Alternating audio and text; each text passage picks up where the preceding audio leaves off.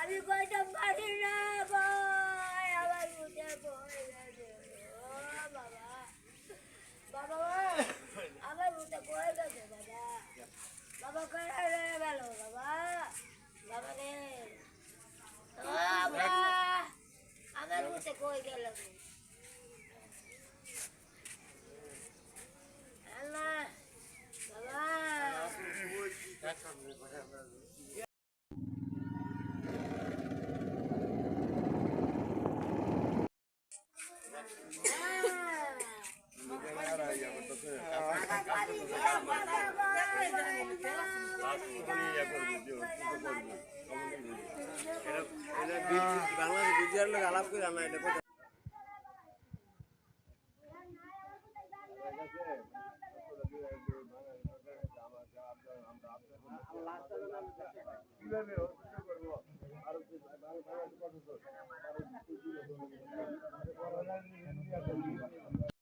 Border একটা ওখান থেকে ঘটনা হয়েছে।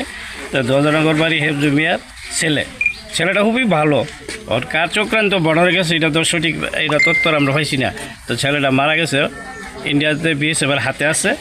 আমরা শুনছি দুইজনের কথা, তবে একজনই চিনি যে হেফজু মিয়ার ছেলে, খুব ভালো ছেলে, হয়তো বর্ডারও মারা গেছে, বিএসএফের হাতে মারা গেছে, বিএসএফের হাতে আছে, এই পর্যন্তই শুনছি। আপনার নাম বলুন। আমার নাম ইউনুস পাঠান, সাবেক মেম্বার 8 নং ওয়ার্ডের।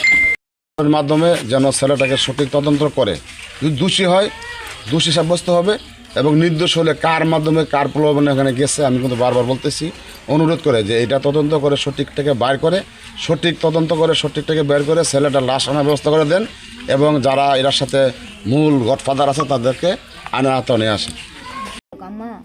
আমার কেটে ডাকে দুজন লুহে ডাকতেছে, আমি যাই, তুমি আমার মোবাইলটা চাইও। ওর দূরে বাবা আমি তারা ওর দূরে বাবা শুনছি, আমার ভূতে ফাঁসুর তো নামাজ পড়ছে, এরপরে দিয়া মাথা গুঞ্জা আইসে, আপনি এলাহাত জানিয়ে দেন। এরপরে দিয়া হ্যাঁ গুনাথপুর কলেজে পড়তো না, মেট্রিক পরীক্ষা দিয়া আয়ে পরীক্ষা দিছে,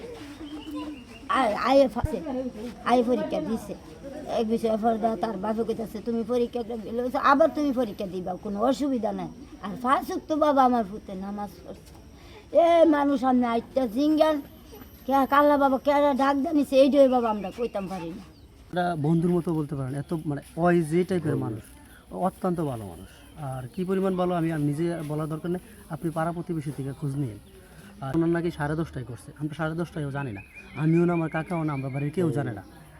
আমরা জানছি আপনার 12:30টার দিকে, 12টা থেকে 12:30। আমার এক চাচা দূর থেকে ফোন দিতেছে, আমার নাম্বার আবার অফ। আমরা ঘরে গেলে আপনার গ্রামীণে নেট থাকে না। ছিল হ্যাঁ, এসএসসি পরীক্ষার্থী ছিল আপনার গোপীনাথপুর শাহ আলম ডিগ্রি কলেজ। তার সাথে শুনতেছি আরেকজন মারা গেছে, নবীন নামের একজন।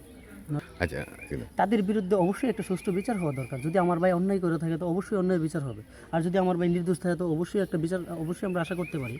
আর গণতান্ত্রিক দেশে আপনার আরেকটা বিষয় হচ্ছে এইভাবে গণহত্যা বা বেড়ার তার নো ম্যানস ল্যান্ডে মানবাধিকার মানে মানবিক দৃষ্টিকোণ থেকে ওদের একটা অপরাধ। দেখা গেল কি মানুষ এইভাবে মাইরা ফেলা। তো প্রশাসনের কাছেও আমার থাকবে, আবেদন থাকবে যে আসলে এই অন্ততপক্ষে সীমান্ত হত্যাটা যেন বন্ধ হয়। অনুমান 8টা-9টা বাজে তোমার বুদ্ধ মারা গেছে। এমনি কি করতো ছেলে? পড়াশোনা করতো কিনা? হ্যাঁ, সঠিক তদন্ত চাই আমার ফুচের কে কারা মারছে, লোকদান নিয়ে এটা তদন্ত চাই।